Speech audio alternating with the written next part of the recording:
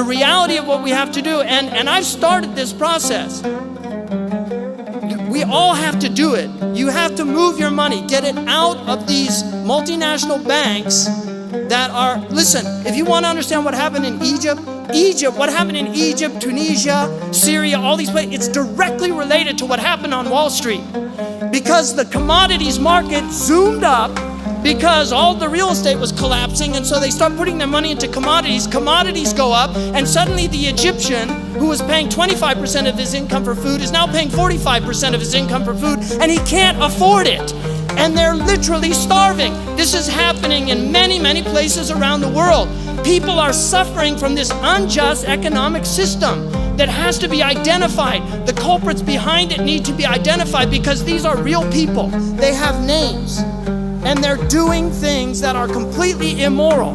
They're doing things that are absolutely immoral, and we are all suffering from it. Canada's been spared a lot of this egregiousness because there were much better fiscal policies here, but don't think that you're free from it. And the other thing is, if we go, you go. So you better hope that, because 80% of your economy is tied to our economy, and you should know that. So don't get high and mighty. Like I put maple syrup, I use it on my oatmeal. Canada imported, so I'm supporting Canadian economy in my own house. What you can do is move your money, but that's only a temporary solution. Muslims need to develop their own banking systems. Anybody can open a bank if they have a charter. It's not hard to do. And banking is the biggest scam that's ever been perpetrated on people. Really, if you understand banking, you will be amazed at what they get away with, because this is the only private company that can create money out of nothing. We all have to earn our money.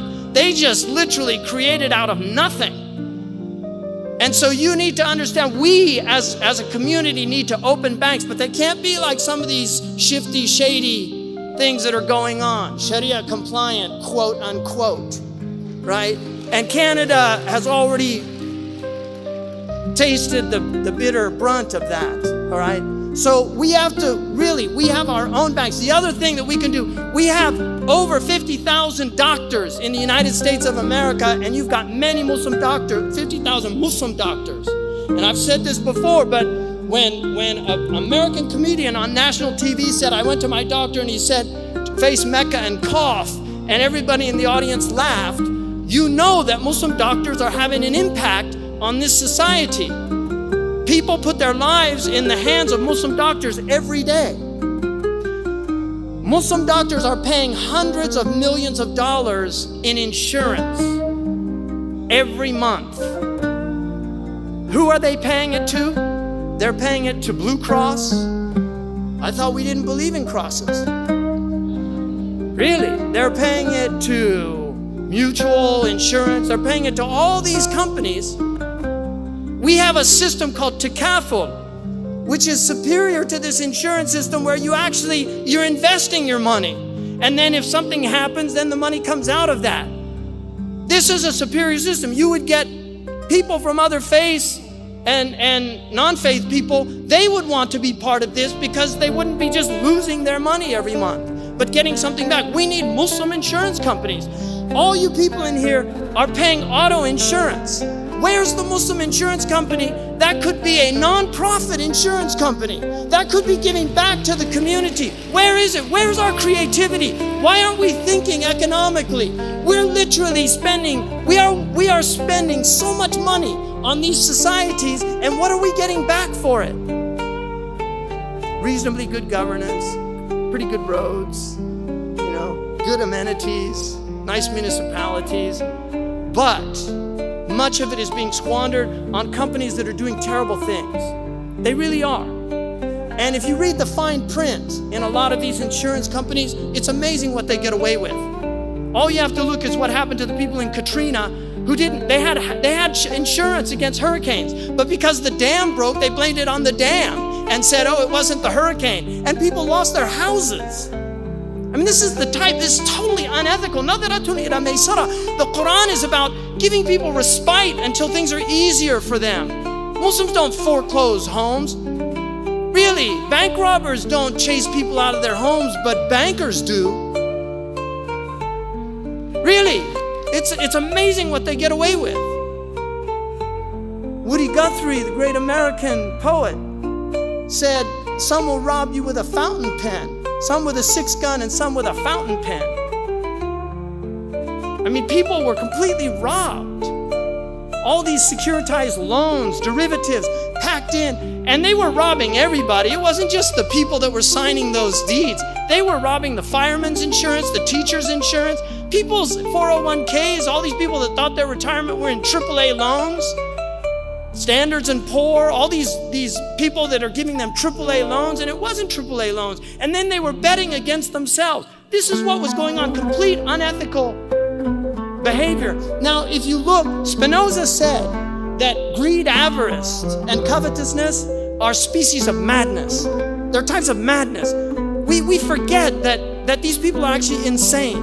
And yet we give money. Allah says, "La tu'tu sufaha amwalakum." Don't give idiots your wealth. Don't give idiots your wealth. Allah says this in the Quran. Do not give your wealth to people that will misuse your wealth. We are empowering them with every check we write, with every time you use that credit card. Use cash. Don't give them that 4%. Why should some middleman, some sarah? They're trying to eliminate cash. Who wants to eliminate cash? The bankers do, because they'll get 4% of every human transaction. Don't let them do that. Start using cash. But that's only a temporary solution. We need to recognize that commodity-backed wealth is the only sound form of wealth. Commodity-backed wealth is the only sound form of wealth. They will argue, and let me tell you something about economics majors.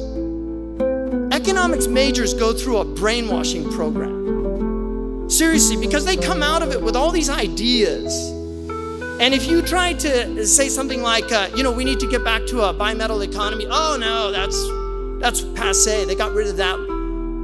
It was a bad system. It doesn't work. Who said it doesn't work? It worked for thousands of years. Human beings traded in gold and silver for thousands of years. Gold rarely inflates. It inflates when new mines are discovered, but there's only about a 2% increase in gold every year. So it's very minimal. But look at the inflation that your money is having. Robert Frost wrote a poem that he never published about currency. And that poem, he said, the pain of seeing 10 cents turn to 5. We clutch fiercely at the part we think we feel it in. The head, the heart. Is someone cutting us in two alive? Is someone at us cutting us in half? We cast a dangerous look from where we lie up to the enthroned kings of earth and sky. They know too well what's good for them to laugh. Right? He was talking about inflation, 1919, inflation. When Woodrow Wilson, to pay for all the war problems, printed up all of this money, inflating the currency and paying. That's why do you think the Chinese are angry? Because they're seeing all of that money that they're holding is being inflated. They know what's happening. There's a book recently out called Currency Wars, threatening about the collapse of the dollar and the fact that we're in a currency war. What's going on in Europe is a currency war against the euro. The euro is being destroyed. The yen, the dollar, the euro, the mark, these are the global currencies, and this is happening all around us. And yet we remain oblivious to it because these currencies are fiat currencies that have no intrinsic value. Intrinsic value is in gold and silver. At the time of the Prophet ﷺ, gold and silver, it was a 10-to-1 ratio. At the beginning of America's bimetal economy, it was a 14-to-1 ratio under Hamilton. In 1873, they prohibited silver as a monetary means of transaction. Why did they prohibit silver? Because the bankers knew that there's more silver than gold. They wanted payment in gold because farmers and poor people could pay with silver, and it was like having an easier way of paying off their debts. And so they actually outlawed silver in the United States.